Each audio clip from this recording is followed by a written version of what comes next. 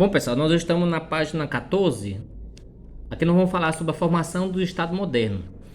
Na aula anterior, nós falamos sobre a desagregação do sistema feudal, tá? A questão da fome, tá? Peste negra, revoltas camponesas. Tá? Agora nós vamos falar da formação do Estado moderno. Acompanhe, ó. A desestruturação do sistema feudal europeu entre os séculos 14 e 15 propiciou o desenvolvimento de uma nova forma de organização política, conhecida como Estado moderno.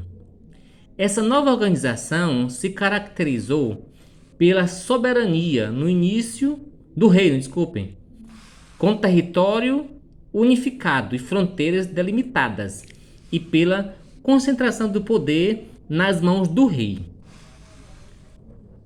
A ascensão do poder monárquico, capaz de se sobressair diante dos poderes locais, dos grandes senhores, e impedir as interferências da igreja, afirmando sua jurisdição sobre um território e uma população constituído por um dos pilares do Estado moderno. Então, pessoal, esse parágrafo ele dá as características do Estado moderno, tá? Se eu não me engano, é uma questão, né, que deve ser respondida por vocês lá na página 26, tá? Certo, vamos prosseguir. As bases do poder real. As monarquias, com o intuito de se fortalecer e garantir sua soberania, investiram na criação de exércitos profissionais, disciplinados e fiéis à autoridade do rei. A evolução das técnicas militares, como o surgimento da artilharia, tornou os exércitos reais mais poderosos, de forma que os castelos feudais não podiam mais oferecer grandes resistências. A cavalaria, organização bélica tradicional, que a nobreza assentava seu poder, tornou-se aos poucos obsoleta diante das novas técnicas de guerra. Em uma época de insegurança gerada por constantes guerras, a coroa assumiu a responsabilidade de defender o reino, os bens e a segurança dos seus súditos. Desse modo, os reis legitimavam seu poder e justificavam os pesados tributos que cobravam dos seus súditos. O desenvolvimento de um eficiente aparato administrativo, jurídico e burocrático também teve grande importância para legitimar a autoridade da monarquia.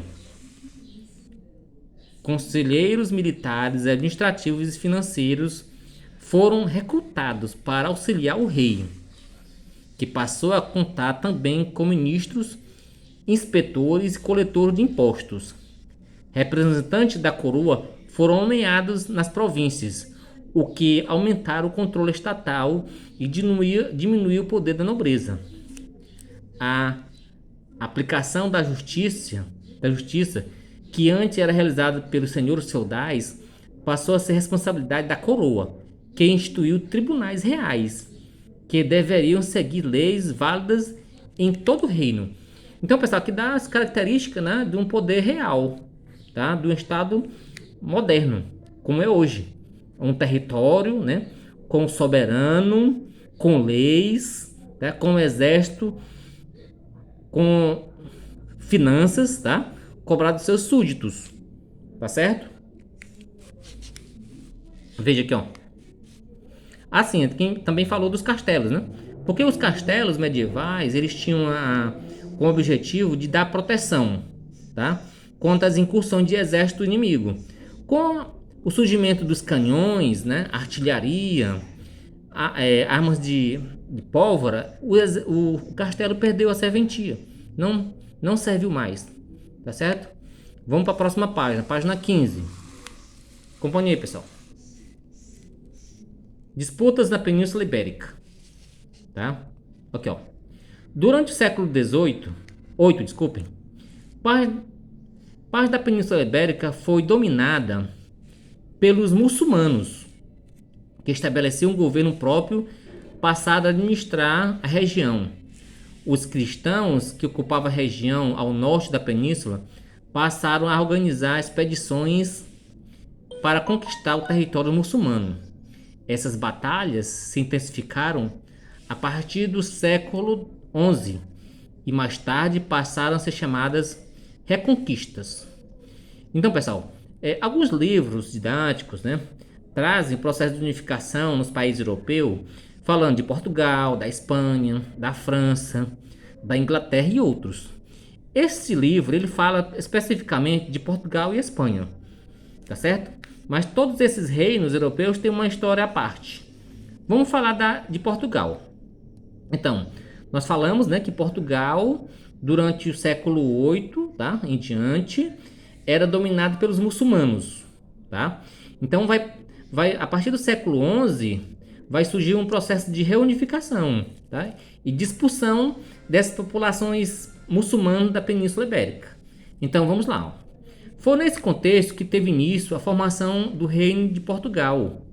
A partir de 1125, o nobre Dom Afonso Henrique passa a lutar para tornar o condado portucalense um reino independente.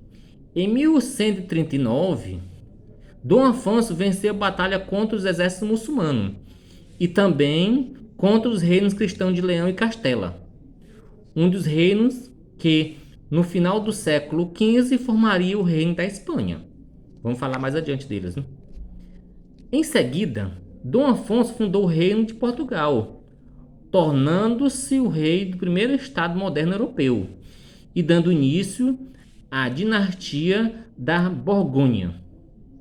Após a criação do reino, os portugueses passaram a expandir seu território, dominando novas regiões, até então ocupadas pelos muçulmanos.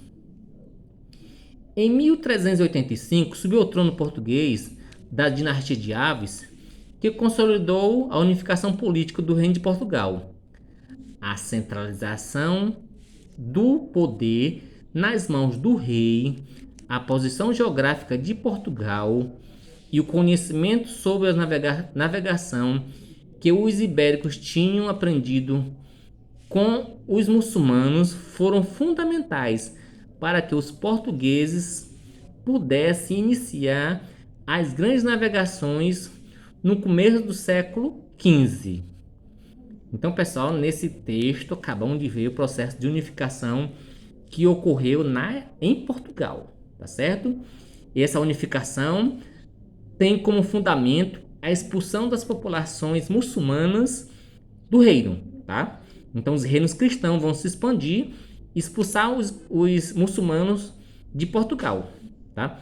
Também eles venceram Leão e Castela, que vai formar a Espanha, que nós vamos ver agora. Vamos lá. O reino de Castela e Aragão.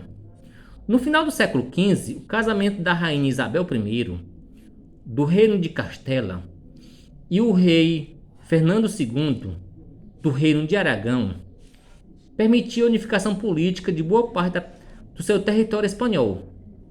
Fernando e Isabel procuraram transformar as regiões de fronteiras em domínios da coroa e assim manter o domínio maior sobre o território. Eles estabeleceram a sede de seu governo na região de Castela e deram início ao movimento de expansão territorial. Uma das principais realizações desses reis foi promover, em 1492, a expulsão dos muçulmanos de Granada, região sul da Península Ibérica. Por esse motivo, Fernando e Isabel ficaram conhecidos como os reis católicos. Certo, pessoal? Vou aumentar aqui a fonte um pouco, tá? Para a gente poder ler melhor aqui, tá?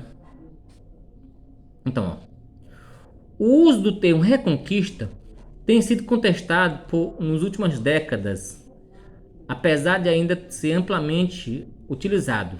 Alguns historiadores, como de Abílio Berbero e Marcelo Vigil, afirmam que esse termo não é adequado para se referir à batalha que expulsou os povos muçulmanos da Península Ibérica.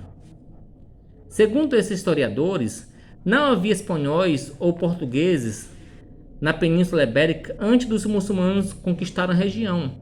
Naquela época, a região era habitada por povos germânicos, como os visigodos e suevos. Por isso, não é correto tratar essas guerras como uma retomada dos territórios, como sugere o termo reconquista. As guerras contra os muçulmanos teriam sido um movimento de expansão promovida pelos portugueses e espanhóis, que estavam alcançando um maior desenvolvimento econômico e social, sendo assim um movimento de conquista. Olha aqui esses mapas, pessoal. Península Ibérica no início do século XII. Aqui os reinos. Esses reinos são reinos medievais, né? Cada rei tinha um poder no seu território, né? Aí vai passando, eles vão se unificando. Ó, Portugal aqui se unificou, tá? E Espanha vai se unificar com o casamento de Aragão e Castela. Tá certo? Então até mais, pessoal. Vamos para a próxima.